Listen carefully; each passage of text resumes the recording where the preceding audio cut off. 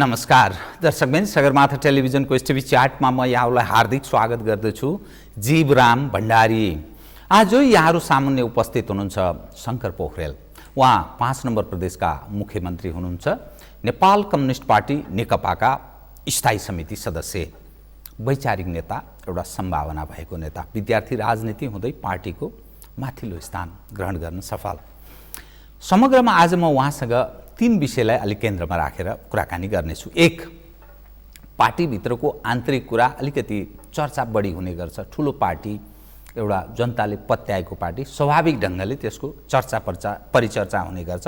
ती जनजिज्ञासा र कार्यकर्ता जनका ती जिज्ञासाहरूलाई आज म उहाँ मार्फत सम्बोधन गराउने प्रयत्न गर्नेछु। 1। नम्बर 2, सरकार। यो सरकारलाई 2/3 बहुमत छ।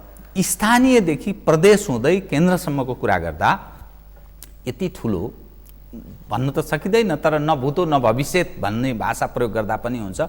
यति ठुलो जनविश्वास, यति ठुलो सफलता भोलिका दिनमा हुन्छ कि हुँदैन, हिजोका दिनमा कसैलाई सायद यति प्राप्त थिएन।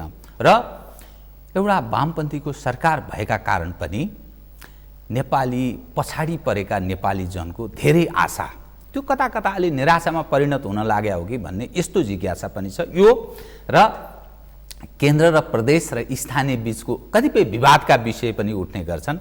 अनि जारी रहेको लगानी सम्मेलनलाई पनि उहाँ मार्फत आज सम्बोधन गराउने प्रयत्न गर्नेछु। सर्वप्रथम म उहाँलाई स्वागत छ यहाँलाई। म अब लगानी सम्मेलनबाटै सुरु गरौँ जस्तो लाग्यो, किनभने हिजो र आज सम्पन्न हुँदैछ। त यो लगानी सम्मेलन तेस्रो हुँदैछ। यसअघि 2टा भए।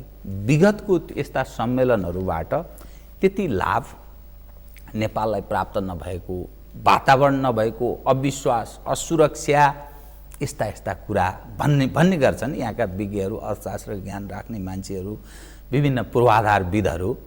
त यो लगानी सम्मेलनबाट आश गर्ने केही आधार देखिन्छ? यहाँ पार्टीको जिम्मेवार नेता, एउटा सरकारको एउटा जिम्मेवार महत्त्वपूर्ण व्यक्ति भएको कारण विगतकै लगानी सम्मेलनबाट चाहिँ केही भएन भन्ने कुरा पनि सत्य हो।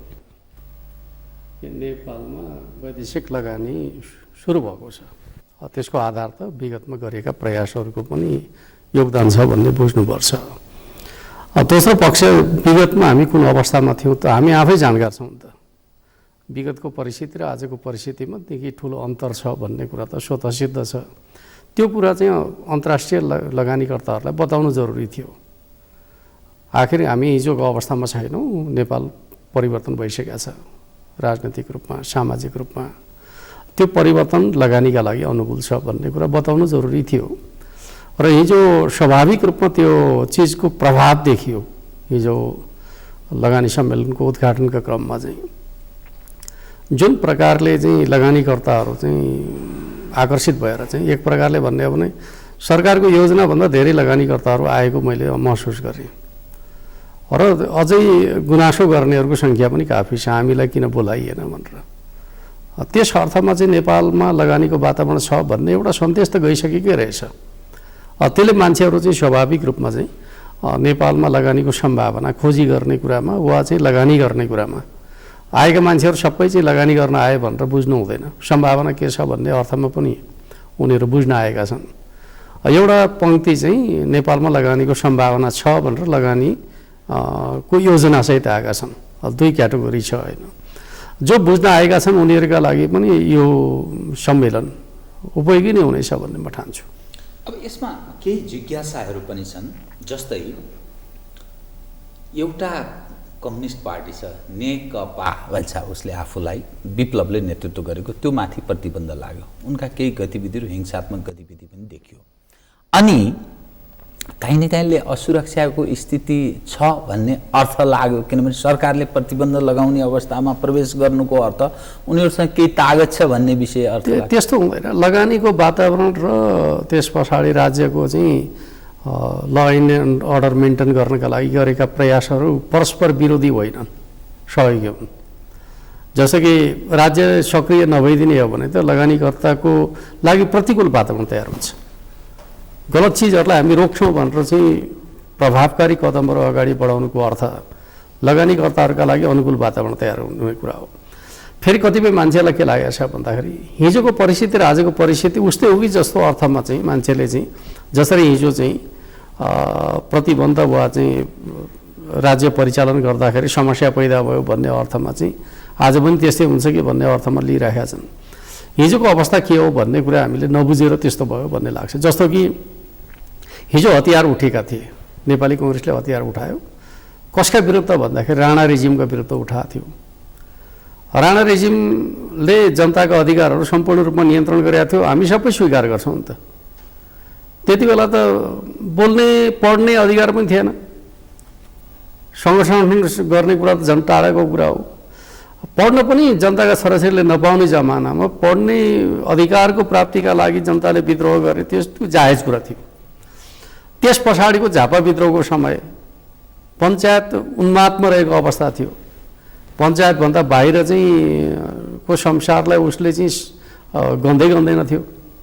राजनीतिक दलहरू प्रतिबन्धित थिए, जनताका आवाजहरू प्रतिबन्धित थिए र एक प्रकारले प्लटिङ गरेको प्रणालीलाई चाहिँ लोकतन्त्रका रूपमा स्थापित गर्ने जबरजस्त कोसिस गरिएको बेला विद्रोह भएको थियो। त्यसको आफ्नो ऱ्यासनल थियो। त्यस पछाडि चाहिँ अब माओवादी विद्रोहको समय त्यति बेला लोकतन्त्र स्थापित भइसकेको थियो र एक प्रकारले भन्ने हो भने अब नेकपा एमालेको नेतृत्वमा एउटा ऐतिहासिक उपलब्धिका साथ पहिलो कम्युनिस्ट सरकार पनि बनेको थियो। आरम्भ गर्दाको अवस्थामा उहाँहरूसँग चाहिँ औचित्य पुष्टि गर्ने सीमाहरू कम थिए र एउटै कुरा थियो, अझै राजतन्त्र विद्यमान छ। अर्थात् जनताका परिवर्तनहरूलाई संविधानले छेकेका छ, कतिपय चिजहरूलाई छेकेका थियो। किनकि राजतन्त्रलाई बदल्न सकिँदैन थियो, धर्मनिरपेक्षतालाई बदल्न के अरे धर्मसापेक्षतालाई बदल्न सकिँदैन थियो। यस्ता केही कुराहरू थिए जसलाई चाहिँ संविधानले रोकेर राखेको थियो। त्यस अर्थमा माओवादी विद्रोहका लागि पनि एउटा स्पेस थियो भनौँ न, किनकि संविधानले चाहिँ सम्पूर्ण चिजका लागि बाटो खोलिसकेका थिएन। तर अहिले विप्लवजी विद्रोहको जुन कोसिस गर्दै हुनुहुन्छ त्यति बेला चाहिँ संविधानले के कुरा छेकेको छ? 7 सालको परिस्थिति छ कि 19 देखि 46 सालको परिस्थिति छ कि अथवा चाहिँ 47 सालको संविधान पछाडिको संविधानका सीमाहरूले बाँधिया छ कि भन्दाखेरि केही पनि त छैन नि। र यतिसम्म कि अहिलेको हाम्रो संविधान कति उदार छ भन्दाखेरि परिवर्तनका लागि कति उदार छ भन्दाखेरि समाजवाद जाने बाटो पनि उसले स्वीकार गर्दैछ। सामन्त राज्यले चाहिँ आफ्नो विद्यमान प्रणालीभन्दा बाहिर जाने कुरालाई रोकिदिया हुन्छ, तर संविधानले के भन्छ? समाजवादतर्फ जाने कुराका लागि हामी आफै प्रतिबद्ध छौँ भन्छ। समाजवाद कस्तो भन्दाखेरि चाहिँ अब वामपन्थीहरूको आफ्नो परिभाषा होला, दक्षिणपन्थीहरूको आफ्नो परिभाषा होला, तर चाहिँ बाटो त खोल्दैछ। अर्कोतर्फ संविधानमा के छ भन्दाखेरि राष्ट्रिय एकता, भौगोलिक अखण्डता, एक सामाजिक सद्भाव जस्ता केही आधारभूत प्रश्नहरू बाहेक जसले नेपाल र नेपालीलाई जोड्ने खालको काम गर्छन् तिनीहरूलाई अलग्याउने विषय बाहेक सबै विषय जनताको म्यान्डेटद्वारा तपाईँ परिवर्तन गर्न सक्नुहुन्छ। यतिसम्म कि अहिले चाहिँ सङ्घीयतामा हामी गएका छौँ, जनताले चाह्यो भने सङ्घीयतालाई बदल्न सक्छौँ। जनमत त्यस्तो सिर्जना गर्नुहोस् दबावले अथवा भोलि जान सकिन्छ। यतिसम्म कि अब हामी अब गणतन्त्रमा गएका छौँ, बदल्न सकिन्छ। बौद्धलेतामा गएका छौँ, बदल्न सकिन्छ। धर्मनिरपेक्षतामा गएका छौँ, बदल्न सकिन्छ। तपाईँले चुनाव लडेर 2/3 प्राप्त गर्नुभयो भने त तपाईँले चाहेको चिज संविधानमा राख्न सक्नुहुन्छ भनेपछि के का लागि विद्रोह, के का लागि संविधानका खिलाफका गतिविधि, के का लागि हिंसा? औचित्य त पुष्टि हुँदैन नि त। राज्य व्यवस्थामाथिको उहाँले प्रश्न उठाउनुभयो के अब वार्ताको गुन्जाइस अर्थात् के अवस्था छ त? यो विषय पनि अलिकति होइन, एउटा कुरा वार्तालाई त उहाँ आफैले अस्वीकार गर्नुभयो। किन वार्ताका लागि त सोमप्रसाद पाण्डेजीको नेतृत्वमा त कमिटी गठन गरिकन उसले आह्वान मात्रै गरे होइन कि जेलमा बसेका चाहिँ विप्लव समूहका कार्यकर्ताहरूलाई चाहिँ एक प्रकारले राज्य त्यति बेला कुन पोजिसनमा थियो भन्दाखेरि अदालतले छोडे पनि समातेर फेरि मुद्दा लगाउने पोजिसनमा थियो नि त। त्यो प्रक्रियालाई स्थगित गरिकन वार्ताको वातावरण बनाउन कोसिस गरेका थियो। त्यसका बावजुद उहाँहरू वार्तामा आउनुभयो। त्यस अर्थमा चाहिँ के भन्दाखेरि हामीलाई केही गर्न सक्दैन राज्यले, किनकि हामी सोकल्ड कम्युनिस्ट हौँ। कम्युनिस्टको सरकार छ, कम्युनिस्टलाई के गर्न सक्छ र भन्ने खालको चाहिँ मान्यताबाट उहाँहरू चाहिँ एक प्रकारले चाहिँ अनुचित क्रियाकलापतर्फ लाग्नुभयो। तपाईँले सोकल भन्नुभयो कि अब वार्ताको सम्भावना छैन, उनीहरू कम्युनिस्ट होइनन् भन्ने? एउटा कुरा त म तपाईँलाई अब पहिले हाम्रो प्रधानमन्त्री केपी शर्मा ओलीजीले एउटा शब्द प्रयोग गर्नुहुन्थ्यो, एक दिन झुसीले किरा पुतली हुन्छ, तर म चाहिँ झुसीले किरालाई पुतली हो भन्दिनँ भनेर भन्ने गर्नुहुन्थ्यो। जसले नेपालको राजनीतिभित्र चाहिँ परिवर्तनका एजेन्डाहरूलाई अस्वीकार गरेर चाहिँ जनता माथि नै भएर त्रासको वातावरण सिर्जना गर्ने कोसिस गरिरहेको छ, त्यो कम्युनिस्ट भइसक्यो भनेर मान्न सकिन्छ? तपाईँ अहिले हेर्नुहोस्, जति ठाउँमा हिंसाको प्रयोग भयो के का लागि भन्दाखेरि चाहिँ क्लियर छ नि, पैसाका लागि। एनसेल माथिको आक्रमण, मेन पावर माथिको आक्रमण, बुझिँदैन। त्यो पैसाका लागि होइन भनेर जस्टिफाई गर्न सक्नुहुन्छ उहाँहरू? यस्तो प्रकारको हरकत गर्न पाइन्छ पाइँदैन क्रान्तिका नाममा? त्यो पनि अहिलेको परिवर्तनलाई अस्वीकार गरेर चाहिँ के परिवर्तन भएकै छैन? नेपालमा संघीयता आएको छैन, गणतन्त्र आएको छैन, नेपालमा जनताले चुनेका चाहिँ मान्छेहरूले शासन गर्न पाउँदैनन्। उहाँहरूले खोजेको परिवर्तनका लागि संविधानले बाटो छेकेको छ। जब केही नै गरेका छैन, सबै कुरा खुला छ भने जनताका बिचमा जान आँट नगर्ने, त्यस पछाडि चाहिँ हिंसाको सहारा लिने, उहाँलाई रोकेको छ जनताका बिचमा जानलाई। तत्काल वार्ताको सम्भावना चाहिँ छैन भन्नु? होइन, वार्ताको सम्भावना त अचानक पैदा हुन्छ। म तपाईँलाई के भन्दिनँ भन्दाखेरि धेरै अन्डर एस्टिमेट गरेर हामी कहाँ वार्तामा जान्थ्यौँ, सोमप्रसाद पाण्डेजीको जस्तो नेतृत्वको वार्तासँग भन्ने दृष्टिकोण पनि उहाँ कतिपय मानिसहरू राख्ने गर्छन्। एउटा पक्ष के हुन्छ भन्दाखेरि त्यो त प्रक्रिया अगाडि बढ्दै जाँदाखेरि चाहिँ सम्भावना बढ्यो भने कुन तहमा गर्नुपर्छ भन्ने कुरा त त्यो स्वाभाविक रूपमा अगाडि बढ्ने विषय हो। तर कुनै पनि पक्षलाई चाहिँ दबाब महसुस नगरिकन ऊ वार्तामा आउँछ भन्ने कुरा त त्यो गलत कुरा हो जस्तो लाग्छ। अनुभवले पनि अनुभवले सिद्ध भएको, जसले पनि आफू चाहिँ हिँडिरहेको बाटोबाट पार लाग्दैन भन्ने कुराको रियलाइजेसन पछाडि वार्ता हुने हो। म हिँडे बाटोबाटै म सफल हुन्छु भन्यो भने कोही पनि वार्तामा आउँदैन। यो त सत्य हो नि, कटु सत्य। त्यस अर्थमा अरू एउटा बिन्दुबाट चाहिँ वार्ताका लागि तयार हुनुहुन्छ। त्यो बिन्दु निर्माण गर्ने काममा राज्य लागिरहेको छ। यो बाटो पार लाग्ने बाटो होइन भनेर राज्यले सन्देश दिए त हो नि, यसमा असहमति किन? म लगानी सम्मेलन सम्बन्धी एउटा विषय उठान गर्छु, त्यसपछि म राजनीतिक विषयमा केन्द्रित रहन्छु है। यो ट्रान्सपरेन्सी इन्टरनेसनलले एउटा रिपोर्ट सार्वजनिक गरेको छ।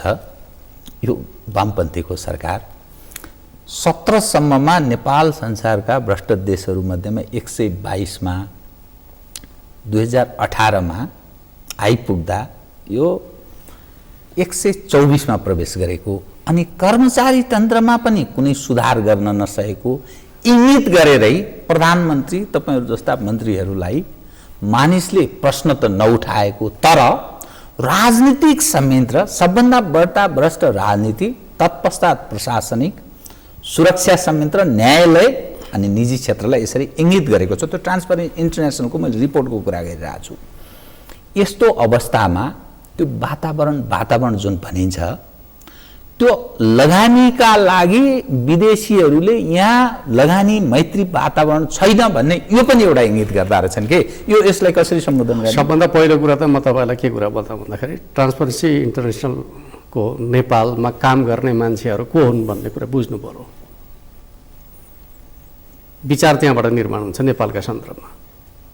र म तपाईँलाई के कुरा बताउँछु भन्दाखेरि ट्रान्सपरेन्सी इन्टरनेसनल नेपालमा काम गर्ने व्यक्तिहरूको चाहिँ सार्वजनिक सम्पत्ति सार्वजनिक गरौँ त। त्यो अहिलेका चाहिँ वामपन्थी मन्त्रीहरूको सम्पत्तिभन्दा 20 गुणा ज्यादा रहेनछ भने मलाई भन्नु होला कहाँबाट आयो? सबभन्दा पहिले त जसले प्रश्न उठाउँछ उनीहरू आफ्नो कति नैतिक धरातलमा छन् भन्ने कुराबाट हेर्नुपर्छ भन्ने मलाई लाग्छ। होइन, किनकि आखिर विचार निर्माणको प्रश्न भने व्यक्तिबाट निर्माण हुने हो, रिपोर्ट व्यक्तिले बनाउँछ। यद्यपि त्यसका चाहिँ मानकहरू चाहिँ अन्तर्राष्ट्रिय स्तरमा तयार भएका होलान्, त्यसलाई म अवज्ञा गर्दिनँ। तर त्यो मानकभित्र चाहिँ परख गर्ने कुरा भने मूल्याङ्कन गर्ने कुरा त व्यक्ति हो, व्यक्ति को छ भन्ने कुराका आधारमा दृष्टिकोण तय हुन्छ। वामपन्थी सरकारप्रतिको नेगेटिभ दृष्टिकोण दिमागमा राखेर चाहिँ विश्लेषण गर्न थालियो भने परिणाम त एउटा आउँछ। अर्कोतर्फ चाहिँ नेपालको सूचक घट्या होइन, नेपालभन्दा प्रगति अरूले राम्रो गरे हो। त्यस अर्थमा चाहिँ सङ्ख्याका हिसाबले तल पर्यो भन्नुको अर्थ के हो त भन्दाखेरि सूचकमा नकारात्मकता बढ्या होइन। यद्यपि त्यही सूचक कसले तयार गर्यो भन्ने विषयमा त मेरो आफ्नो रिजर्भेसन छँदैछ। उनीहरूले तयार गरेको सूचकभित्र पनि नेपालको स्थिति हिजोभन्दा घट्या होइन, सुध्रेकै हो। तर नेपालभन्दा अरू ज्यादा सुध्रिए, त्यस अर्थमा सङ्ख्या तल आयो। हामीले बुझ्ने त त्यसरी होला नि, हिजोको अवस्थामा सुधार भइरहेको छ कि छैन भन्दाखेरि उहाँहरू जो चाहिँ वास्तवमा वामपन्थीहरूप्रति नकारात्मक धारणा राख्नुहुन्छ उहाँहरू समेतले सुध्रिया रिपोर्ट दिइसक्नुभयो। तर जति सुध्रिया छ त्यति दिनुभएको छैन। म तपाईँलाई के कुरा बताउँ भन्दाखेरि अहिलेको सरकार चाहिँ का मन्त्रीहरू चाहिँ कर्मचारी सरुवामा लेनदेन गर्छन् भन्ने कुनै आरोप छ? त्यस्तो सुन्निएको छैन। फेरि किनभने पत्रकार सञ्चार क्षेत्रमा काम गर्ने मानिसले साँचो कुरा चाहिँ भनिदिनुपर्छ। ठिकै छ। त्यसपछि यत्रो कर्मचारी समायोजन भयो, 1 लाख कर्मचारी समायोजन भयो। समायोजनमा चाहिँ विधि प्रक्रियालाई मिचिया छ। आखिर सुशासनतर्फको यात्रा भने त यही होला नि त, जहाँ एउटा प्रणालीबाट चाहिँ भएको छ, सिनियरिटी बेसिसमा चाहिँ गरिया छ भन्दाखेरि चाहिँ यो सिस्टमबाट यति 1 लाख मान्छेको सरुवा यो प्रणालीबाट गर्न हिजो सम्भव थियो? हिजो कसरी सरुवा हुन्थ्यो? एक प्रकारले भने यो निजामती प्रशासनको सरुवा बढुवाका सन्दर्भका बारेमा सिंहदरबारभित्र चाहिँ सिन्डिकेट छ भनेर भन्ने गरिन्थ्यो। हात त भत्किया छ नि त, त्यो चिजलाई पनि देख्नु पर्यो। अर्कोतर्फ चाहिँ स्वाभाविक रूपमा सुधारको प्रक्रिया कस्तो हुन्छ भन्दाखेरि अख्तियारले आफै माथि पनि कारबाहीको प्रक्रिया आरम्भ गर्यो। हिजो अख्तियार त्यस्तो थियो। मैले केही समय अगाडि सुने अख्तियारमै खटिएको एकजना चाहिँ असही स्तरको कर्मचारी चाहिँ समातिए भनेर नेपालगञ्जको समाचार आयो। आयुक्तमाथि नै मुद्दा चलायो। त्यति मात्रै होइन, अदालतका प्रश्नमा चाहिँ उसले चाहिँ एक प्रकारले भन्यो भने अब एक्सन सुरु गर्यो। अदालतमा घुसको लेनदेनको प्रक्रियालाई उसले चाहिँ अब आफ्नो चाहिँ एक प्रकारले भन्यो भने त्यो एक्सन अन्तर्गत चाहिँ समाउनु सुरु गर्यो। र कतिसम्म भन्दाखेरि चाहिँ अब विभिन्न तहमा प्राप्त भएका उजुरीहरूका आधारमा मात्रै होइन, आफैले खटाएका पत्नीका माध्यमबाट सम्भावित लेनदेनको पनि पहिचान गरिकन चाहिँ थलोमै समाउने खालको काम पनि सुरु गरिएको छ। त्यसले केही प्रभाव परेको छैन? परे त छ नि त। तर यसको अर्थ यो होइन कि नेपालमा चाहिँ 100% अब सुशासन कायम भइसक्यो भन्ने अवस्था त होइन। किनकि बिग्रिएको समाजलाई सुधार्न समय लाग्छ, गर्न धेरै बाँकी छ।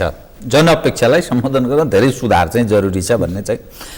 अनि म यहाँको ध्यान नि यसै सन्दर्भमा त्यो अख्तियारको अधिकार अलिक कटौती गरेको संवैधानिक अङ्गहरूलाई अलिकति राजनीतिक छायाले त्यो बढ्ता त्यस्तो होइन। फेरि कस्तो हुन्छ, नीतिगत रूपमा चाहिँ सरकारले गर्ने काममाथि नै उसले परीक्षण गर्ने भन्ने खालको कुरा चाहिँ हिजो जे राखिएको थियो त्यो अनुचित हो।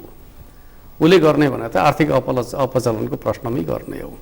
नीतिगत रूपमा चाहिँ कुन बाटो हिँड्ने भन्ने कुरा त सरकारको प्रियोरिटीको कुरा हो। कसैले नीतिगत रूपमा चाहिँ गलत गर्दैछ भने त्यसलाई चाहिँ नियमन गर्ने निकायहरू छन्।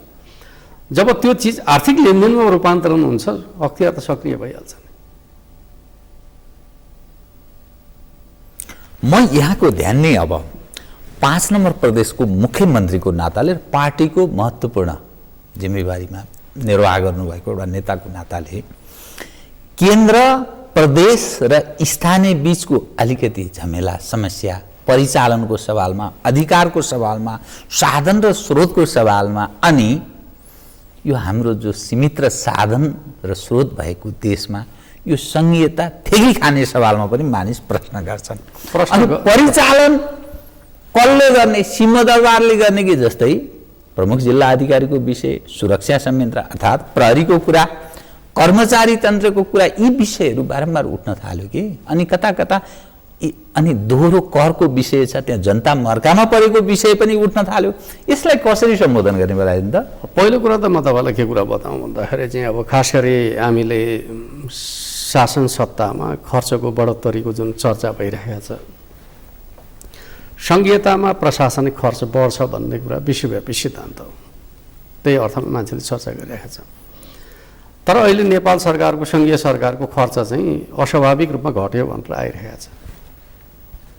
करिब 25-30% साधारण खर्च घटेको छ भनेर आइरहेको छ।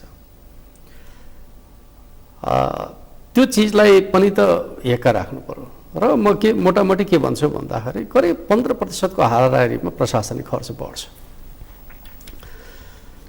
तर त्यो 15% हाराहारीमा बढेको प्रशासनिक खर्चको लाभ जनताले चाहिँ प्राप्त गर्छ कि गर्दैन भन्दाखेरि चाहिँ त्योभन्दा ज्यादा गर्छ। जस्तो कि यो सदरमुकाम आउनुपर्ने जनता सदरमुकाम आउनु नपर्ने भयो, आफ्नै पालिकामा त्यो सेवा पाउने भयो, जनताको खर्च घट्यो नि। हिजो काठमाडौँ आउनुपर्ने जनता काठमाडौँ आउनु नपर्ने भयो। काठमाडौँ आउँदाखेरि चाहिँ एउटा डेलिगेसन आउँदाखेरि कति खर्च हुने गर्थ्यो, त्यो खर्चमा कटौती भयो भन्नुको अर्थ जनताको कति पैसा जोगियो। सेवा प्रवाहको कुराकानी गर्दाखेरि त त्यो इन्डिभिजुअल नै आउनु पर्थ्यो। हरेक इन्डिभिजुअल सेवा प्रवाह सेवा प्राप्तिका लागि चाहिँ सदरमुकाम धाउनु पर्थ्यो, धाउनु परेन। सदरमुकाम धाउँदाखेरि यातायात खर्चदेखि लिएर लजिङ फुडिङ सबैको परिकल्पना गर्नु त कति हुन्थ्यो होला। आज घरमा भात खाएर चाहिँ उसले सेवा प्राप्त गर्न सक्ने भयो, अतिरिक्त खर्च गर्नु नपर्ने भयो। यो चिज सङ्घीयताको प्रतिफल होइन। यो कोणबाट चाहिँ हामीले समाजको विश्लेषण गर्नु पर्दैन। तर अधिकारविहीन प्रदेश सरकार, सिंहदरबार उपाय छैन, हरेक समस्या छ भन्छ। त्यो पनि सङ्क्रमणकालीन कुरा हो। म के ठान्छु भन्दाखेरि नेपालको संविधानले जे परिकल्पना गरेका छ ती परिकल्पनाका आधारमा चाहिँ सरकारहरू स्थापित हुने प्रक्रियामा अगाडि बढ्यो भने सिंहदरबार आइरहनु पर्दैन। जस्तो कि सिंहदरबारले गर्ने कुरा के भन्दाखेरि चाहिँ मेगा प्रोजेक्टहरू सिंहदरबारले गर्ने हो। मेगा प्रोजेक्टको डिजाइनर वा डिमान्डकर्ता को हो भन्दाखेरि जनता होइन। बुझ्नु पर्यो नि त। अहिले काठमाडौँमा सबभन्दा धेरै मान्छे आउने चाहिँ डेलिगेसन केमा छ भन्दाखेरि विकास निर्माणका काममा छ। जब मेगा प्रोजेक्ट मात्रै केन्द्र सरकारको हो भने जनताको गाउँघरको सानोतिनो विकासका लागि काठमाडौँ आउनुपर्छ। अहिले त हिजोको एक प्रकार लियासीका कारणले मान्छे आइरहेको छ। आउनु पर्दैन भन्नुको अर्थ सबभन्दा ठुलो हिस्सा आउनु नपर्ने स्थितिमा पुग्दैन। अर्कोतिर सार्वजनिक सेवा प्रवाहका सन्दर्भमा कर्मचारी सरुवा बढुवा आदि इत्यादि सिंहदरबारमा सबभन्दा धेरै डेलिगेसन आउने विषय अर्को विषय के हो भन्दाखेरि कर्मचारीको सरुवा बढुवाको विषय हो। अब त के हुन्छ भन्दाखेरि प्रत्येक तहको आफ्नो निजामती प्रशासन हुन्छ। भइसक्यो कि हुन्छ किनकि कानुन बनाउन बाँकी नै छ। भर्खर समायोजन 2 दिन भयो, सकिया होइन। त्यस पश्चात चाहिँ के हुन्छ भन्दाखेरि प्रदेशको प्रशासन प्रदेश आफैले चलाउँछ। त्यसो सरुवा बढाएका लागि काठमाडौँ आउनुपर्छ पर्दैन। स्थानीय तहको प्रशासन स्थानीय तहले चलाउँछ। त्यसो सरुवा बढाएका लागि माथि आउनुपर्छ पर्दैन भन्दाखेरि त कति खर्च घट्छ भन्नु त जनताको। यो चिज हिसाब गरेको छ कसैले? अधिकारको सवालमा तपाईँ सन्तुष्ट हुनुहुन्छ? त्यो प्रदेश सरकारलाई अधिकारको सवाल अनि दोहोरो करको जो जनता अलिक मर्का पर्यो है हामीलाई यो कारणले भनेर भन्छ। दोहोरो करको विषय पनि चाहिँ सल्भ भइसकेको विषय हो। मात्रै के भयो भन्दाखेरि त्यो पनि हामी यति ज्यादा चर्चा गर्छौँ कि पहिले चाहिँ स्थानीय सरकार सञ्चालन ऐन बन्यो। स्थानीय सरकार सञ्चालन ऐनको व्यवस्थाले चाहिँ दोहोरो करको ठाउँ राखेको रहेछ। पछि त्यो आर्थिक ऐनद्वारा त्यसलाई संशोधन गरिसकियो। तर के कारणले गर्दाखेरि दोहोरोपनको देखा पर्यो भन्दाखेरि एकपटक स्थानीय सरकार सञ्चालन ऐन स्थानीय तहमा गइसकेका थियो। उनीले त्यसैको आधारमा चाहिँ बजेट निर्माण गरे। पछि चाहिँ आर्थिक ऐन तयार हुँदाखेरिको विषय उनीहरूलाई जानकारी भएन अथवा त्यो ढिलो गयो। ढिलो जाँदाखेरि के भयो त भन्दाखेरि पालिका स्तरका थुप्रै पालिकाहरूले त्यो विषय थाहा नपाउँदाखेरि स्थानीय सरकार सञ्चालन ऐन अन्तर्गत बजेट बनाए। त्यसले समस्या उत्पन्न भएको थियो। त्यो चिज त करेक्सन त भइसक्यो नि त। तपाईँको दृष्टिकोणमा नि तपाईँ एउटा वैचारिक नेता पनि भएको हुनाले र संविधान सभाको उठान गर्ने नेकपा एमालेको पहिलो तपाईँ, मैले त्यसरी बुझ्ने गरेको छु, पहिलो एउटा तपाईँ त्यस्तो नेता, फेरि खारिएर विद्यार्थी राजनीति, एउटा पढे लेखेको पनि नेता, सम्भावना भएको नेता, त्यसकारण म बारम्बार तपाईँलाई भन्ने गर्छु। 2 नम्बर प्रदेशले के सङ्केत गर्छ भने नि, हाम्रो आफ्नो अधिकारको सवालमा प्रहरीको नियुक्ति, सुरक्षा संयन्त्रका नियुक्ति, न्यायालयको विषय र प्रशासनिक सवालमा त्यति पनि अधिकार नहुने के मतलबको प्रदेश सरकार भन्ने दृष्टिकोण उठाउने गर्न थालेको छ कि त्यो कहीँ न कहीँ दीर्घकालमा यो विषय उठ्छ कि भन्ने एउटा भ्रम के छ भन्दाखेरि, अब 2 नम्बर प्रदेशकै तहको कुराकानी गर्दाखेरि संहिता ल्याउन खोजेका थिएन, हाम्रा कारणले ल्याएको हो, त्यस अर्थमा यिनीहरू संहिता कार्यान्वयनप्रति इमान्दार छैनन् भन्ने एउटा जगमा उहाँहरूका प्रतिक्रियाहरू आउने गर्छन्। म चाहिँ के ठान्छु भन्दाखेरि त्यो अर्धसत्य हो। एउटा संयोगले भन्दाखेरि चाहिँ अब मधेस केन्द्रित दलसँगको सम्झौतामा गिरिजाबाबुले हस्ताक्षर गर्दाखेरि चाहिँ संहिताप्रति प्रतिबद्धताको हस्ताक्षर गर्नुभयो, त्यस अर्थमा चाहिँ डकुमेन्टेसन हुँदाखेरि उहाँहरूका कारणले संहिता भन्ने खालको कुरा आयो। तर त्योभन्दा पहिले चाहिँ माओवादी विद्रोहको एजेन्डा संहिता थियो। त्योभन्दा पहिले तपाईँलाई चाहिँ अनौठो लाग्ला, तात्कालिक नेकपा एमाले तयार गरेको डकुमेन्ट दस्तावेजमा अब मुलुक संहितामा जानुपर्छ भनेर निष्कर्ष निकालेको थियो। जति बेला मधेस आन्दोलन सुरु नै भएको थिएन, त्यस अर्थमा चाहिँ अब एउटा मनोविज्ञान तयार भयो, संहिता चाहिँ मधेस केन्द्रित दलका कारणले आयो भन्ने भयो। त्यही एउटा बुझाइमा अरूभित्र चाहिँ अरू बाँकी संहिताका विपक्षमा छन् भन्ने खालको धारणा बनेको छ। तर म के ठान्छु भन्दाखेरि संहिताको पक्षमा मुलुकमा जबरजस्त एउटा जनमत थियो र त्यो जनमतले उहाँहरूका कुराहरूलाई पनि सम्बोधन गर्न तयार भयो। उहाँहरूका कारणले मात्रै भन्ने खालको कुरा होइन भन्ने कुरालाई बुझ्नु जरुरी छ। अर्को पक्ष चाहिँ संहिता कार्यान्वयनको विषय चाहिँ आफैमा एउटा प्रक्रियागत जटिलताको विषय पनि हो भन्ने कुरा त बुझ्नु पर्यो नि। त्यो रातारात त हुँदैन। प्रक्रियागत जटिलताको विषय चाहिँ अविश्वासबाट हुन्छ कि पहलकदमीबाट हुन्छ? म के भन्छु भन्दाखेरि अविश्वासबाट होइन, प्रयासबाट हुन्छ। र एउटा अवस्था के रह्यो भन्दाखेरि जब हामी चाहिँ प्रदेश समन्वय परिषदको बैठक बस्यौँ, त्यसले त रोडम्याप त तयार गर्यो त। आज धेरै कुराहरू चाहिँ पहिलेको तुलनामा चाहिँ सुधार भएका छन्, केही समस्या छन्, त्यो पनि त पहलद्वारै हल होला नि त। त्यो चाहिँ के हुन्छ भन्दाखेरि अब अविश्वासबाट हल हुने त होइन। पहल गर्नुभयो, परिणाम छिटो आउँछ। अविश्वास गर्नुभयो त तपाईँ टाढा टाढा जानुहुन्छ, संवादै हुँदैन त। त्यस अर्थमा म के ठान्छु भन्दाखेरि यति बेला केन्द्र सरकार, प्रदेश सरकार वा स्थानीय सरकारहरू अविश्वासको जगमा होइन, संवादको जगमा चाहिँ समस्यालाई सम्बोधन गर्न तयार हुनुपर्छ। त्यो वातावरण छ। वातावरण त के बिग्रिया छ र? मात्र के हो भन्दाखेरि म एउटै सन्दर्भ तपाईँलाई बताउँछु।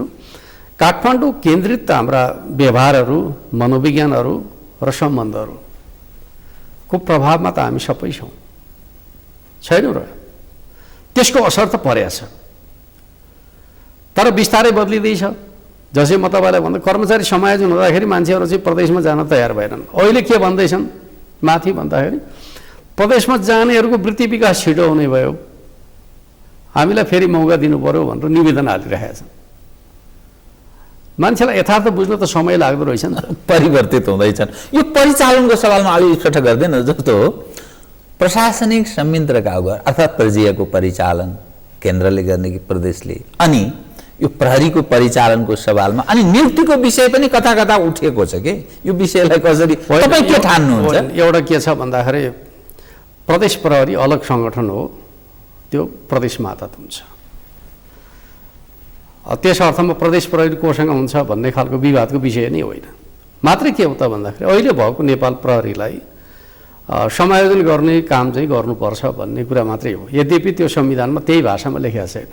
जसरी कर्मचारी समायोजनको कुरा लेखेको छ, प्रहरी समायोजनको कुरा लेखेको छैन। अब यही प्रहरीलाई केन्द्रीय प्रहरी राख्दाखेरि आवश्यकभन्दा बढी जनशक्ति हुन्छ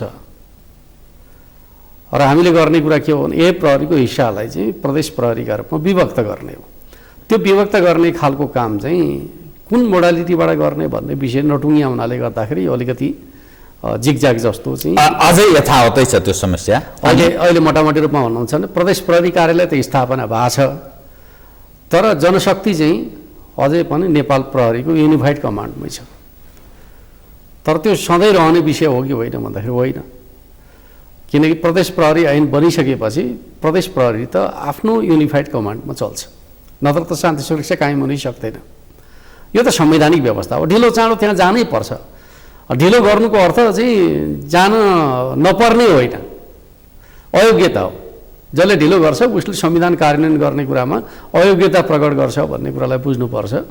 त्यस अर्थमा चाहिँ यो अयोग्यताको विषयलाई त अधिकारको विषयका रूपमा लिन मिल्दैन, त्यहाँ ढिलो हुनु भनेको अयोग्यता हो भन्ने ठान्छु म चाहिँ। त्यो खालको काम चाहिँ गर्नु हुँदैन।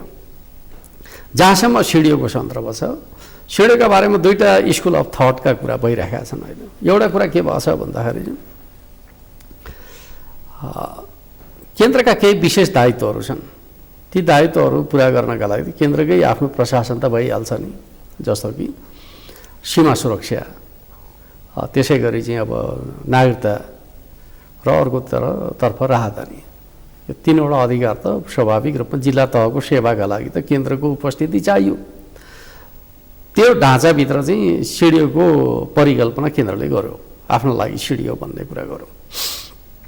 अर्कोतर्फ चाहिँ के छ भन्दाखेरि हाम्रो संविधानमा चाहिँ एकल अधिकार के अरे अदालतको परिकल्पना गरियो। फौजदारी अभियोगहरू चाहिँ अब केन्द्रको विषय हो भन्ने अर्थमा चाहिँ व्याख्या गरियो, अर्थात् एउटा चाहिँ अदालतको ढाँचा चाहिँ युनिटरी ढाँचा बनाइएको छ होइन। त्यो ढाँचालाई प्रदेशसँग कसरी जोड्ने भन्ने कुरामा अलिकति कन्फ्युजन छ हाम्रो संविधानमा। त्यो कन्फ्युजनका कारणले गर्दाखेरि सबै अधिकार मेरो हो भन्ने टाइपको चाहिँ मानसिकता केन्द्रको प्रशासनिक निकायमा नभएको होइन। त्यसले गर्दाखेरि सिडिओलाई शक्तिशाली बनाउनुपर्छ भन्ने खालका सोचहरू चाहिँ आए भन्ने खालको बहसमा सुनिन्छ। त्यो कुरा गलत हो भन्ने लाग्छ। सिडिओ चाहिँ बनिबनाएको एउटा संरचना छ, त्यसलाई केन्द्रको काम पनि गर्ने प्रदेशको काम पनि गर्ने डुएल रोल रहेको निकायका रूपमा अगाडि बढाउँदा उपयुक्त हुन्छ भन्ने ठान्छु म चाहिँ।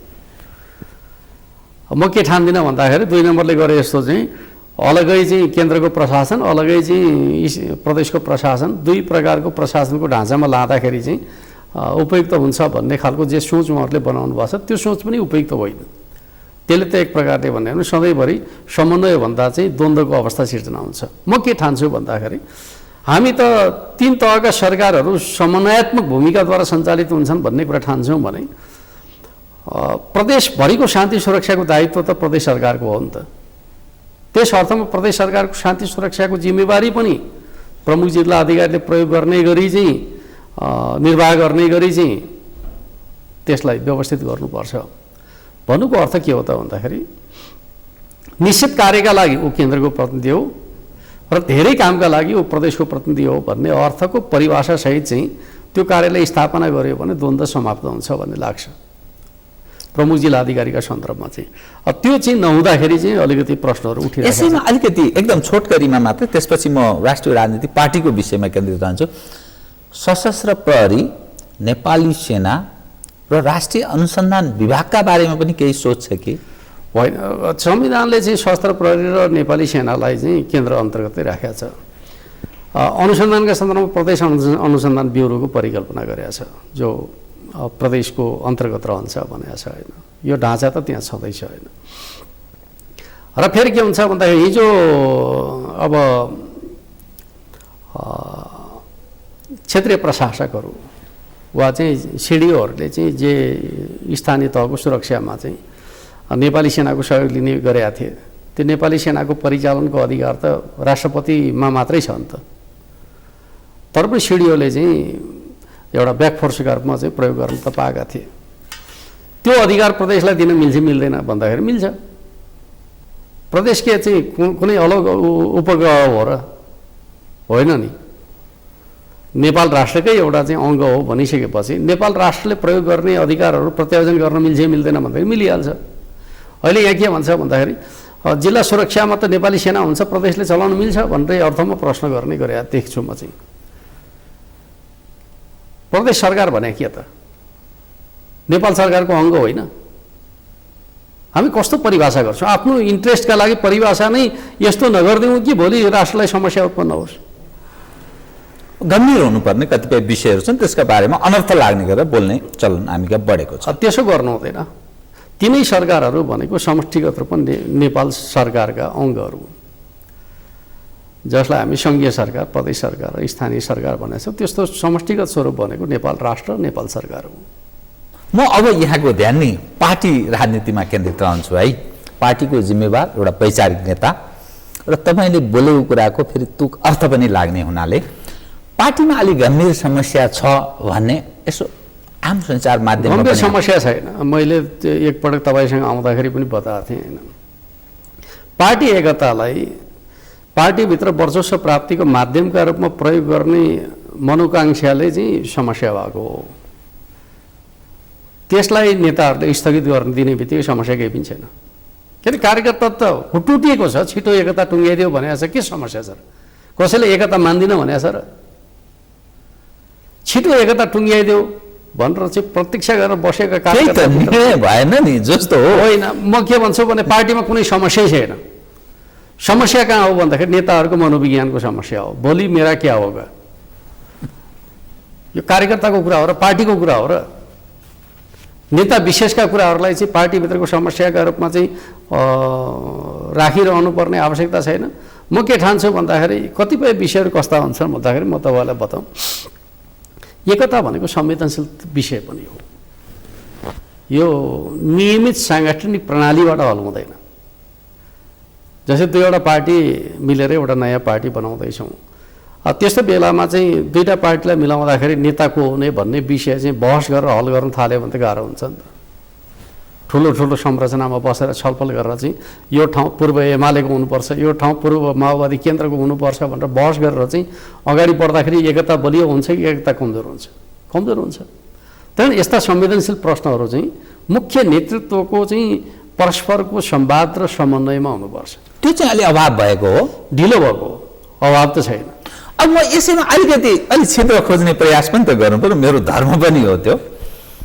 सचिवालय पनि असाध्य सानो आफ्नो इन्ट्रेस्टमा बनाइयो, त्यसमा एक्सपान्स होस् भन्ने चाहना राखेको जस्तो देखिन्छ कतिपय नेताहरूको सचिवालय। अनि स्थायी समितिको सवालमा पनि त्यस्तो देखिन्छ। त्यसै गरी पोलिट ब्युरो अहिलेसम्म बनेको छैन, केन्द्रीय समितिको त्यो कार्यभार जिम्मेवारीको विषय पनि त्यस्तो देखिएन। अनि 5-7 लाख जति पार्टीका सक्रिय कार्यकर्ताहरू हुनुहुन्छ, उहाँहरूलाई जिम्मेवारी पनि दिएको छैन। भोलिका दिनमा महाधिवेशन हुने कहिले, हुने कि नहुने, सहमतिमा हुने कि प्रतिस्पर्धामा हुने, यो विषय पनि कहीँ न कहीँ प्रश्नको रूपमा छ। अनि नेताहरूको यसो माधवजीको कुरा सुन्दा, वामदेवजीको कुरा सुन्दा, झलनाथजीको, नारायण काजी अनि प्रचण्डजीको अलि मौनता, तर त्यो केही न केही प्रयत्न गरे जस्तो, अनि केपी ओलीजीले चाहिँ एकलौटी सारा गर्नुहुन्छ भन्ने यस्ता दृष्टिकोणहरू आएका छन् कि यो भोलिका दिनमा कतै खास गरी प्रतिपक्ष चाहिँ के आश गर्छ भने यो कुनै न कुनै ढङ्गले एक समय यो जान्छ है भन्ने दृष्टिकोण पनि विषय उठान गर्छन्। तपाईँलाई बताउँ, पहिलोपटक आउँदाखेरि चाहिँ अब प्रदेश कमिटीहरू मात्रै बनेको थियो र विवाद थियो। अहिले तपाईँको आउँदाखेरि प्रदेश कमिटीको विवाद त अन्त्य भयो नि त। सबभन्दा पछिल्लो समय चाहिँ प्रदेश नम्बर 3 को पनि शपथ ग्रहण समारोह सम्पन्न भयो। तर हामीले चाहिँ अब 5 नम्बर प्रदेशको कुराकानी गर्नुहुन्छ भने 109वटै पालिकाहरूमा चाहिँ कमिटी बनाएर काम सुरु गरिसक्यौँ। तपाईँले जुन कार्यकर्ताको कुरा गर्दै हुनुहुन्छ र धेरै ठाउँहरूमा स्थानीय तहमा एकता प्रक्रिया त अगाडि बढिसकेको छ। हामी अब 5 नम्बर भने कार्यकर्ताहरूका हिसाबले ठुलो कार्यकर्ता पङ्क्ति भएको ठाउँ मान्नुपर्छ, किनकि अब तात्कालिक एमालेको बलियो आधार भएको लुम्बिनी पनि त्यहीँभित्र छ। त्यसै गरी माओवादी केन्द्रको चाहिँ आधार भएको भनिएको चाहिँ रोल्पा रुकुम पनि त्यहीँ छ भन्दाखेरि त्यो ठाउँको त हामीले एकता त आधारभूत तहको एकता त टुङ्गिसक्यौँ त। त्यस अर्थमा चाहिँ मलाई के लाग्छ भन्दाखेरि अरूले अलिक विलम्ब गर्नुभयो, माथिको प्रक्रिया अलिक छिटो भइहाल्छ कि भन्ने अर्थमा विलम्ब गर्नुभयो। माथिको जटिलता छ भन्ने बुझ्या हुनाले हामीले तल चाहिँ अगाडि बढायौँ। अहिले अरूले पनि बढाउन थाल्नुभयो। भन्नुको अर्थ चाहिँ तलको एकता प्रक्रियामा त केही समस्यै छैन, सर्वसम्मतिका साथ हामी हल गरिरहेका छौँ तलको एकता प्रक्रिया। माथि समस्या छ भन्नुको अर्थ त्यो माथिको समस्या पनि अब मोटामोटी रूपमा चाहिँ के हुन्छ भन्दाखेरि सानो निकायबाटै हल गर्नुपर्छ। त्यो चाहिँ 2 अध्यक्षले समझदारी गर्ने, प्रस्ताव सचिवालयमा लाने, सचिवालय मार्फत टुङ्ग्याउनुपर्छ। यो चाहिँ धेरै छरेर एकताको प्रक्रिया चाहिँ एकतामा चाहिँ डेमोक्रेटिक अभ्यास हुँदैन। यो आजसम्मको अनुभवको कुरा गर्दैछु म चाहिँ, यो कुनै आग्रहको कुरा होइन। एकता सानो टिमबाटै हुन्छ। त्यस पछाडि चाहिँ कमिटी प्रणालीमा स्थापित भइसकेपछि डेमोक्रेटिक अभ्यास हुन्छ। यो त स्वीकार्य विधिलाई त मान्नु पर्यो नि त। मेरा क्या होगा भन्ने ढाँचाबाट चाहिँ त्यसलाई सधैँभरि अनिर्णयको अवस्थामा राखिरहने कुरा उचित हुन्छ? हुँदैन। महाधिवेशन सहमतिमा कि प्रतिस्पर्धा, त्यो मेरा क्या होगा भन्ने विषय त्यहाँ जोडिएर आएको छ होइन। त्यसमा पनि के हुन्छ भने मैले अस्तिको छलफलमा पनि तपाईँसँग भनेको थिएँ, मुख्य नेताहरूको इन्ट्रेस्टलाई सर्भ गरिएन भने त एकता प्रक्रिया अगाडि बढ्दैन। यो त आजसम्मको हाम्रो चाहिँ फुट र विभाजनको इतिहासको शिक्षा हो भन्ने मलाई लाग्छ। मुख्य नेता मिल्ने बित्तिकै अरू बाँकी कुरा जेसुकै हुन् भनेर चाहिँ छोड्न मिल्दैन। त्यस अर्थमा के हुन्छ भन्दाखेरि अब भोलिको केन्द्रीय कमिटीको तहमा प्रतिस्पर्धा हुन्छ भन्ने बुझ्छु म चाहिँ। कोर नेतृत्व निर्माण गर्ने कुरामा एक खालको समझदारी हुन्छ, अरू बाँकी ठाउँमा प्रतिस्पर्धा हुन्छ। अध्यक्षको सवालमा नि त्यो अध्यक्ष के गर्ने भन्ने विषयमा त छलफल होला नि। अब म तपाईँको एकदम छोटकरीमा म एकदम समय कार्यक्रमको अन्त्यतिर आएँ कि यो दोहोरो जिम्मेवारीको सवाल उठ्ने गर्छ, उठाइरहेका छन्, त्यसमा तपाईँ माथि बढ्ता औँलो ठड्याउँछन्। दोहोरो जिम्मेवारी नै होइन। हरेक पार्टी सदस्यलाई पार्टीको एउटा जिम्मा प्राप्त गर्ने अधिकार हुन्छ। मैले त्यही पाएको छु। राज्यको जिम्मेवारी भनेको पार्टीले दिएको जिम्मेवारी होइन, त्यो त लोकतान्त्रिक प्रतिस्पर्धाबाट प्राप्त भएको जिम्मेवारी हो। राज्यको जिम्मेवारी र पार्टीको जिम्मेवारी एउटै होइन। कम्युनिस्ट पार्टीका हरेक सदस्यलाई एउटा जिम्मा पाउने हक प्रत्येकलाई हुन्छ। त्यो दोहोरो जिम्मेवारी हो र? भोलि त्यस्तो दबाव सिर्जना अब छोड्नुपर्ने स्थिति भयो भने एउटा आउँदैन। किन नीतिगत रूपमा विचलन हुनसक्छ कम्युनिस्ट पार्टीमा। कम्युनिस्ट पार्टीका प्रत्येक सदस्यलाई एउटा जिम्मेवारी प्राप्त गर्ने अधिकार छ। शङ्कर पोखरेललाई पनि एउटा जिम्मेवारी प्राप्त गर्ने अधिकार त छ नि त। अहिले दिएको जिम्मेवारी नदिएको भए अर्को जिम्मेवारी त दिनु पर्थ्यो होला नि त, दिनुपर्ने थिएन र म फेरि के भन्छु भने अहिले दिएको जिम्मेवारीभित्र सबभन्दा पहिले एकता प्रक्रिया टुङ्गो लगाउनु त 5 नम्बर प्रदेशै भयो त। दोहोरो जिम्मेवारी भनेर जे कुरालाई भनिएको छ त्यो चिजले काममा असर पर्छ भन्ने हो भने सबभन्दा छिटो काम त्यही भएको छ। त्यो आलोचना पनि त उचित रहेनछ भन्ने कुरा त व्यवहारले प्रमाणित गरौँ। जहाँ एकता प्रक्रिया सम्पन्न भइसक्यो, जहाँ कुनै विवादै छैन एकता प्रक्रियामा, बरु माथिबाट गर्ने कुराका सन्दर्भमा गुनासा होलान्, तलबाट गर्ने कुराका सन्दर्भमा त कुनै गुनासा कतै आएको त हामीले सुनेका छैनौँ। छ र? म ठिक एउटा मात्रै विषय सम्बोधन गरिदिनुहोस् त। संविधान सभाको तत्कालीन नेकपा एमाले भित्र रहेर तपाईँले जसरी उठान गर्नुभयो, संविधान सभाको चुनाव भयो, देश यो अवस्थामा प्रवेश गर्यो, भलै नेपाल कम्युनिस्ट पार्टीलाई यो सफलता पनि प्राप्त भयो, जनताले आश पनि गरेको धेरै। तर जुन ढङ्गले जनताका आवश्यकताहरूलाई, आवश्यक विविध पक्षहरूलाई सम्बोधन गरिनु पर्थ्यो, तपाईँ सन्तुष्ट हुनुहुन्छ? संविधान निर्माणको प्रक्रियादेखि यो जनअपेक्षा, जनचाहनालाई सम्बोधन गर्ने सवालमा होइन। मैले चाहिँ के भन्छु भन्दाखेरि 2-3वटा पक्षलाई हेर्नुपर्छ होइन। एउटा सरकार बदलेर अर्को सरकारको पोजिसनमा आएको होइनौँ। एउटा नयाँ सिस्टमलाई स्थापित गर्ने प्रक्रिया पनि भर्खर सुरु भएको छ भन्ने कुरा बुझ्नु पर्यो। कर्मचारी समायोजन आदि इत्यादि कानुन निर्माणको प्रक्रिया, नयाँ संविधान अन्तर्गतका नयाँ कानुनहरूको निर्माण, मौलिक हक सम्बन्धी कानुन बनाउने खालको जिम्मेवारी थियो, संविधानसँग बाजिएका कानुनहरू परिमार्जन गर्नुपर्ने जिम्मेवारी थियो र 3 तहका सरकारका बिचका साझा सूचीका कानुन बनाउन अझ बाँकी नै छ। यो सबै परिप्रेक्ष्यलाई हेर्दाखेरि चाहिँ यो वर्ष भन्ने कुरा त अब मैले एकपटक सम्माननीय प्रधानमन्त्री र कानुन मन्त्रीले भनेको कुरा सुनेको थिएँ। कानुन निर्माणका हिसाबले भन्ने हो भने यो वर्ष चाहिँ ऐतिहासिक रह्यो भनेर भन्नुभयो। यद्यपि कार्यभार पुरा भएको छैन, तर धेरै काम त भएको छ। म के भन्छु भन्दा कार्यभार पुरा हुन बाँकी नै छ, तर धेरै काम भएको छ भन्नुको अर्थ त कति धेरै काम रहेछ कानुन निर्माणका सन्दर्भमा। यो त बुझ्नु पर्यो नि। अर्कोतिर संरचनागत परिवर्तनले ल्याएको हलचल टुङ्गिया त छैन नि त। अहिले समायोजन अन्त्य भयो भनेको छ, तर असारसम्म चाहिँ प्राविधिक तह धारका कर्मचारीहरू जो जहाँ छन् त्यहीँ खट्ने भनेको छ, किन विकास निर्माणलाई असर नपरोस् भन्ने हिसाबले। तर त्यसले कुनै न कुनै असर पारेको छैन, पारेको छ। अर्कोतर्फ चाहिँ दुईवटा पार्टी एक भइसकेपछि चाहिँ स्वाभाविक रूपमा तल्ला कमिटीहरूको एकता नहुँदाखेरि पनि केही न केही असर त परेको छ। यो चिजको एउटा समष्टिगत प्रभाव चाहिँ नेपाली राजनीतिमा छ। अर्कोतर्फ चाहिँ नेपाल भूराजनीतिक हिसाबले जुन अवस्थामा छ त्यसको प्रभाव पनि त छ नि राजनीतिमा। खास गरी चीन र भारत उदयमान जुन शक्तिका रूपमा देखा परिरहेका छन्, आर्थिक एउटा शक्तिका रूपमा विकास हुँदैछन्, यो चिजले चाहिँ पश्चिमा जगतलाई पारेको प्रभावको एउटा राजनीतिक असर नेपाली समाजमा छैन। र म त के भन्छु भन्दाखेरि जसलाई हामी ओपिनियन मेकर भनेर भन्ने गर्छौँ, उनीहरू प्रायः पश्चिमा दृष्टिकोणबाट निर्देशित छन्। त्यसले पनि अलिकति जनमतलाई भड्काउने काम गरेको छ होइन। तर सत्य कुरा के हो त भन्दाखेरि मैले तपाईँका बिचमा चाहिँ तथ्यलाई राख्छु। संविधान जारी भइसकेपछि प्रधानमन्त्रीका रूपमा केपी ओली आउनुभयो र उहाँले बजेट प्रस्तुत गर्नुभयो। त्यो बजेट पछाडि नेपालको जिडिपीको ग्रोथ रेट दोब्बर वृद्धि भयो।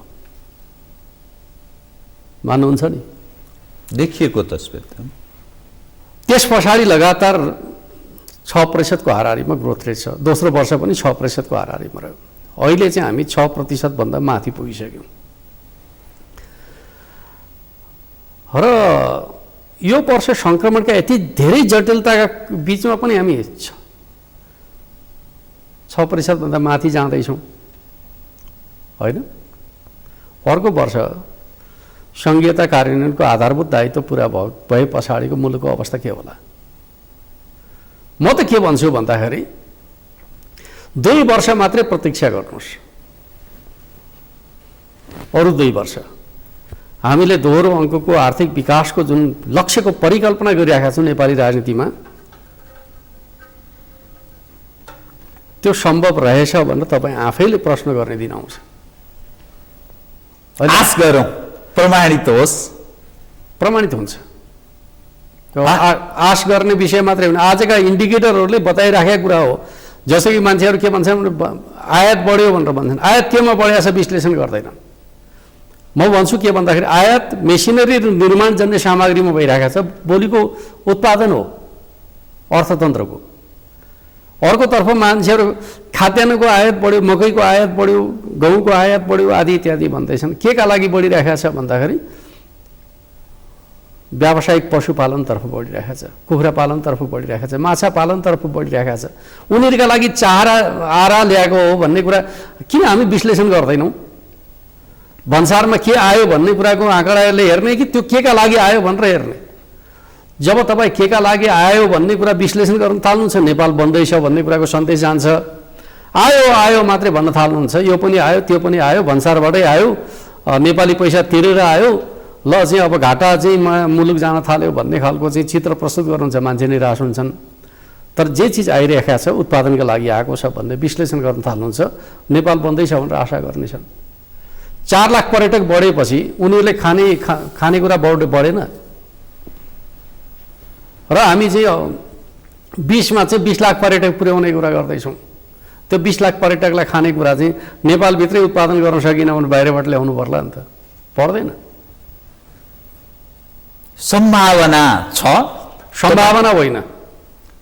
हामी लगभग समृद्धिको यात्रामा अगाडि बढिसक्यौँ। यात्रा आरम्भ भइसकेका छ। त्यसका परिणामहरू देखिन थालिसकेका छन्। किनकि हाम्रो यात्राले चाहिँ निर्माणजन्य सामग्रीहरूको खपत बढाइरहेको छ, मेसिनरीहरूको आयात बढाइरहेको छ र उत्पादनमा चाहिँ दाना उद्योगहरूको चाहिँ मात्रा बढेको छ। त्यसका लागि चाहिँ आयात वृद्धि भएको छ र त्यो समष्टिगत रूपमा उत्पादन हो र भोलि जिडिपीमा त्यसको योगदान हुन्छ। राष्ट्रिय अर्थतन्त्र त्यसले बलियो भएर जान्छ, राष्ट्रिय अर्थतन्त्रको आकार बढेर जान्छ। यो सत्यलाई जनताका बिचमा पुर्याउनका लागि चाहिँ आफूलाई ओपिनियन मेकर भन्ने इन्टेलेक्चुअलहरू तयार हुनुहुन्न। किन भन्दाखेरि उहाँहरू नेपालमा अझै अस्थिरता सिर्जना गरिकन खेल्न खोज्ने बाह्य शक्तिहरूको चाहिँ प्रभावमा हुनुहुन्छ। खास कतिपय विषयहरू उठाउनु जरुरी थियो तर समयले यतिसम्म साथ थियो। कार्यक्रममा आइदिनु धन्यवाद छ यहाँलाई। आदरणीय दर्शकवृन्द, उहाँ हुनुहुन्थ्यो शङ्कर पोखरेल, 5 नम्बर प्रदेशका मुख्यमन्त्री तथा नेपाल कम्युनिस्ट पार्टी नेकपाका स्थायी समिति सदस्य। पछिल्लो राजनीतिक तस्बिर, प्रशासनिक, सरकार, विविध विषयको कतिपय जिज्ञासालाई सम्बोधन गर्दै लगायत मेरो सम्पूर्ण युनिटलाई कार्यक्रमबाट बिदा दिनुहोस्। तर सगरमाथा टेलिभिजन हेर्दै रहनुहोला। नमस्कार।